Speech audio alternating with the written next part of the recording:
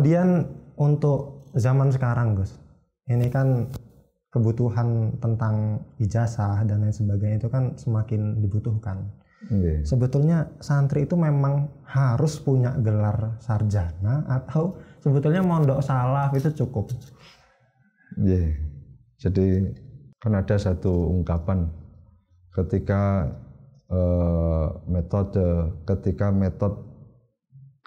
metode Bandongan ataupun Sorokan digantikan dengan metode madrasah, itu akan menghilangkan keikhlasan.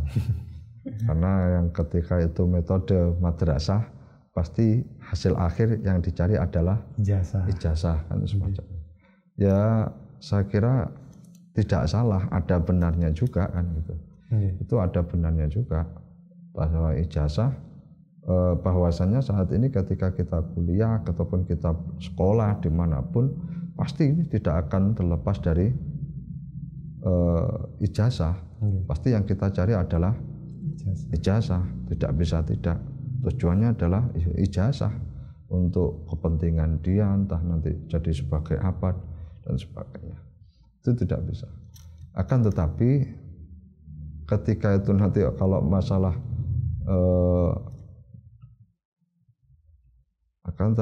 kalau masalah ikhlas ya itu sangat sulit, akan digali sampai seberapa. Tapi yang terpasti bahwasannya kita ini ya harus membutuhkan itu, membutuhkan ijazah. Bagaimana kita tidak bisa berijazah, sedangkan kita juga mempunyai kewajiban untuk meneruskan perjuangan para guru-guru kita. Pada perjuangan guru-guru kita tidak hanya ketika kita sekolah di Tribakti ataupun kita sekolah di Pondok Pesantren Lirboyo, maka kita kan juga tidak harus selamanya kuwi dadi aku mbiyen kudu dadi kiai, kan tidak. Kan semacam itu. Di pondok pesantren kan bukan satu sekolah kejuruan perkiaian kan, bukan. Beda dengan kedokteran. Beda dengan kedokteran dan sebagainya kan semacam itu. Kekiaian dan sebagainya. Nah, akan tetapi ketika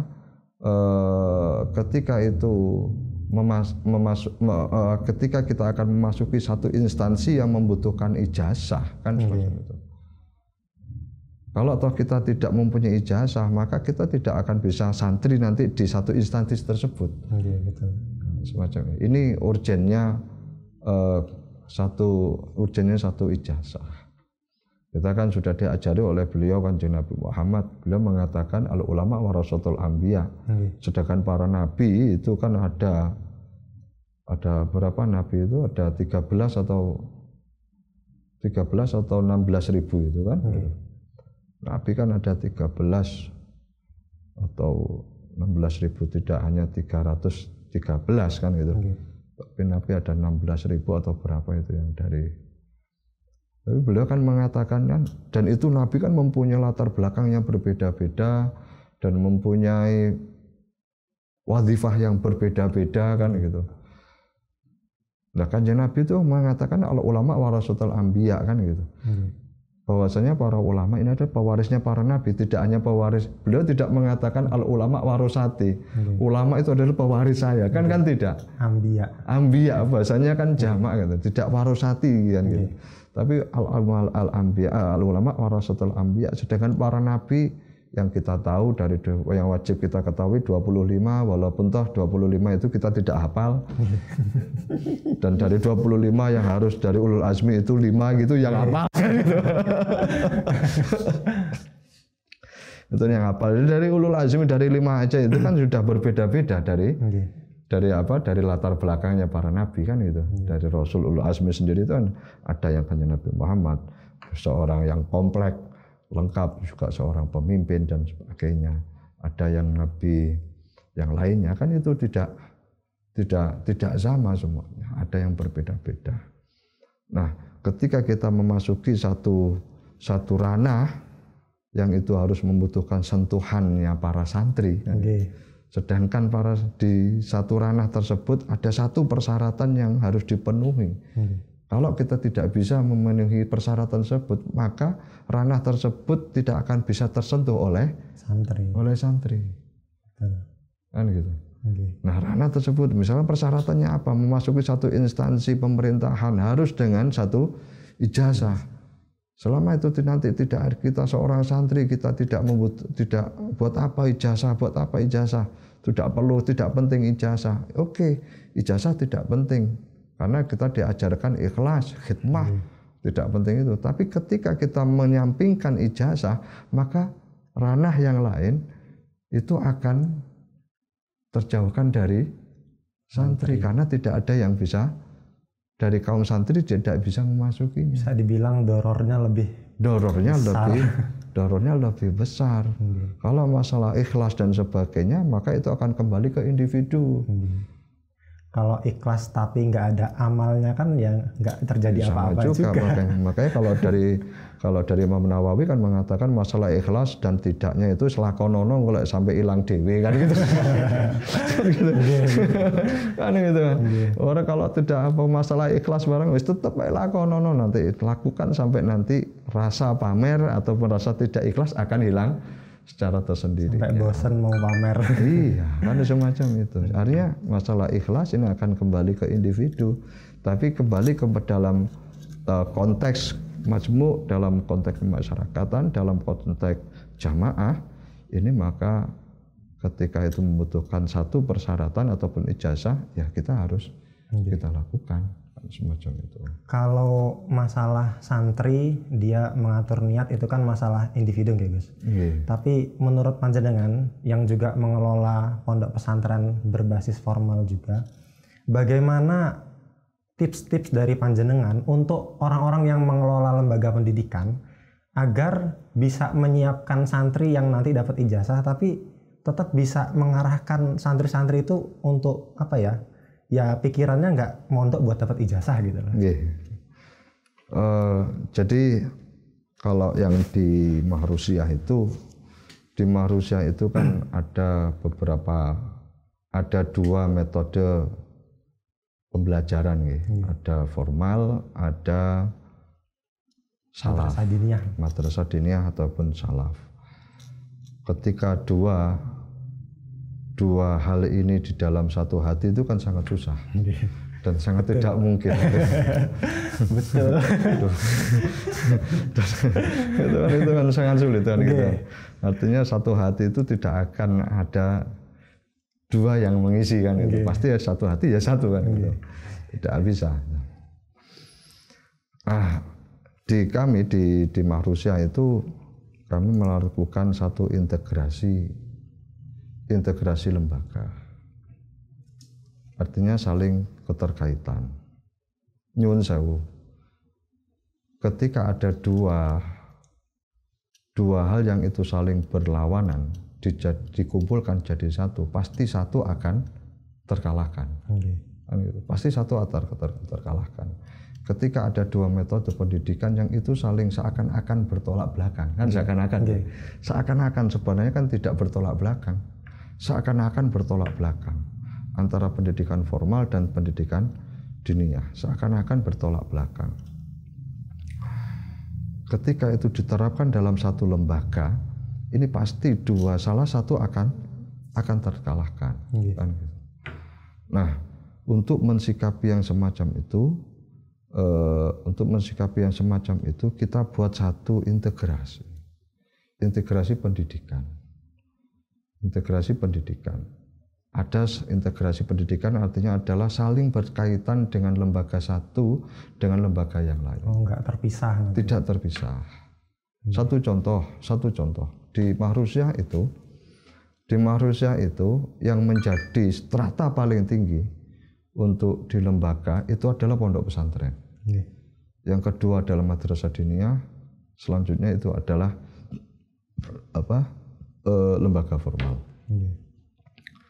Jadi ketika pondok pesantren mengatakan A, atau misalkan satu santri, satu siswa itu dia tidak mengikuti kegiatan di pondok pesantren, maka ketika pondok pesantren memberikan rekom kepada lembaga yang lain bahwa ini dia tidak bisa mengikuti satu kegiatan karena dia tidak mengikuti kegiatan di pondok pesantren, maka semuanya harus tunduk. Di madrasah diniyah ada ujian misalkan. Ketika seorang siswa atau seorang santri tidak mengikuti ujian diniyah, maka dari lembaga madrasah diniyah akan memberikan rekom kepada lembaga formal bahwasanya si fulan bin fulan ini dia tidak mengikuti ujian diniyah. Maka di lembaga formal dia pasti tidak akan bisa ikut ujian. Berarti hatta kelas 3. Sampai kelas 3. Sampai kelas 3. Dia sudah waktunya UNBK, ujian akhir, tapi kok nggak ikut ujian diniyah, maka dia tidak akan ikut. Karena kebanyakan Gus, kalau untuk pondok pesantren yang di situ ada lembaga formalnya, itu yang diprioritaskan pada akhirnya adalah lembaga formal. Jadi siswa itu kalau nggak naik di madrasah diniyah, dia merasa oke-oke saja. Iya. Tapi kalau formalnya dia nggak naik kelas, itu dia merasa berat sekali. Iya, gitu. Betul. Memang ya itu tadi, dalam satu hati itu tidak ada bisa dua cinta. Tidak bisa, dan pasti akan terkalahkan. Dan dalam kasus ini pasti yang terkalahkan adalah madrasah diniyah. Dan itu tidak bisa. Ini saya kira satu resiko ketika di pondok pesantren mempunyai dua sistem pembelajaran. Tapi memang harus ada yang seperti itu, nggih? Ya kalau harus ya harus ada kan gitu. Kan nggak mungkin kalau semua pondok harus salaf begitu. Harus ada, kalau hal semacam itu harus ada. Artinya gini, bahwa saya tuh membagi pondok itu kan ada yang pondok salaf, ada pondok semi modern, ada yang pondok pure modern, kan semacam itu. Selama itu di pembelajarannya adalah pondok pesantren sama dengan pondok-pondok yang lain, walaupun toh presentasinya tidak seperti pondok pesantren seperti salaf, seperti pondok modern, tapi itu sangat dibutuhkan. Sangat dibutuhkan. Jadi ada satu kiai di Jawa Timur itu cerita kepada saya bahwa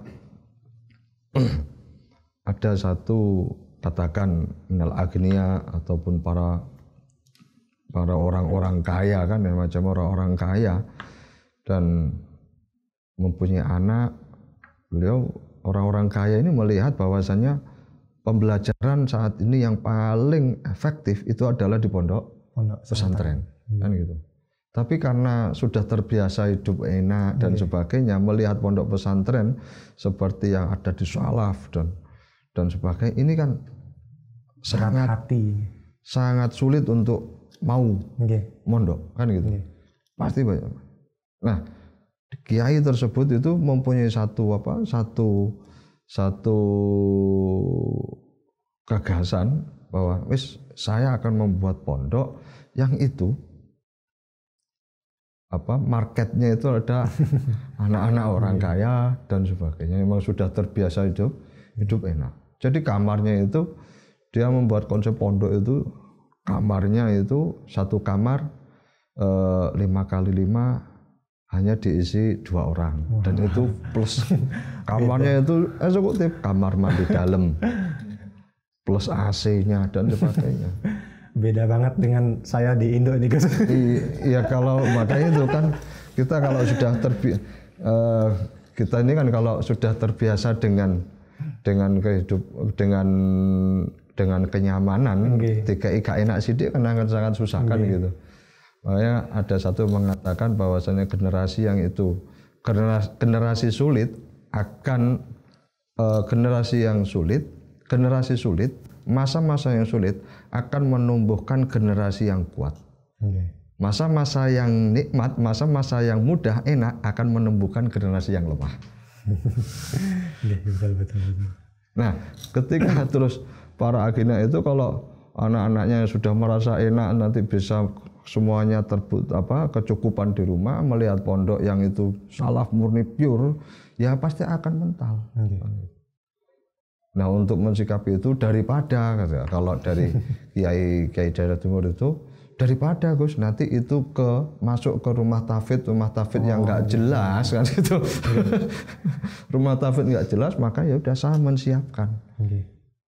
Memang itu tidak banyak, satu kamar itu satu gedung itu hanya untuk 2 orang 25 atau berapa, dan itu tapi full. Rame tapi full itu. Nah, ini adalah pondok yang artinya pondok itu apapun bentuknya pondok, selama itu mempunyai selama itu adalah seperti yang disampaikan oleh Mbak Makhrus, selama itu Syekhun Fattah, terus Syekhun Fattah kutubu sohah, terus wa aklun najah itu kan. Selama itu punya Syekhun Fattah, selama pengasuhnya itu adalah yang bisa membuka pintunya untuk mendapatkan ilmu, selama itu adalah kitab-kitabnya itu adalah kitab-kitab yang sahih, kitab-kitab yang mu'tabarah, yang mempunyai sanad jelas kepada Kanjeng Nabi Muhammad, apapun bentuknya pondok, maka kita harus dukung gitu. Berarti 3 aspek yang jadi batasan gitu. Iya. Punya guru, punya pengasuh yang bisa membuka hati muridnya. Iya. Yang kedua kitab-kitabnya materinya betul-betul itu sahih. ya, materinya benar-benar sahih. Enggak dari internet. Kemudian yang ketiga tadi aklur rojah. Ya, akal yang unggul ya. Akal yang unggul, cerdas gitu. Artinya sebenarnya di pondok pesantren kan dua hal ini kan tadi kan, bahwasanya Syekhul Fattah tadi itu. Bahwa para guru-gurunya itu memang benar-benar bisa memberikan keilmuan yang bisa membuka wawasan kepada para santri-santrinya, memberikan ilmu kepada santri-santrinya, yang bisa membukakan pintu hatinya untuk menerima ilmu kepada para santri-santrinya. Yang kedua adalah materinya ataupun materi bahan ajar atau kitab-kitabnya itu memang jelas-jelas sahih, sanadnya jelas, kitabnya jelas, sanadnya jelas. Saya kira makanya pondok pesantren banyak sekarang. Tidak hanya pondok pesantren yang salaf, tidak hanya pondok pesantren yang semi modern dan sebagainya, yang pure modern, tapi yang diajarkan adalah ya para pengasuhnya itu adalah Syekhul Fattah dan bahan ajarnya adalah kitabus shahah. Mungkin ini nggak hanya panduan buat yang mau membangun pesantren, tapi juga panduan buat wali santri atau teman-teman yang bingung mau mondok. Ini kan sekarang banyak sekali tawaran pondok pesantren. Bahkan kalau kita keluar ke jalan raya itu banyak rumah tahfidz, banyak pondok pesantren 1 bulan hafal Al-Quran. Iya. Sebetulnya panduan dari Gus Melvin tadi bisa dipegang. Kalau mau milih pondok, pastikan pengasuhnya itu pengasuh yang betul-betul bisa membuka muridnya, dan yang kedua pelajarannya sahih. Itu teman-teman. Mungkin yang terakhir Gus, apa harapan panjenengan untuk santri-santri di zaman sekarang agar bisa menghadapi realita di lingkungannya masing-masing?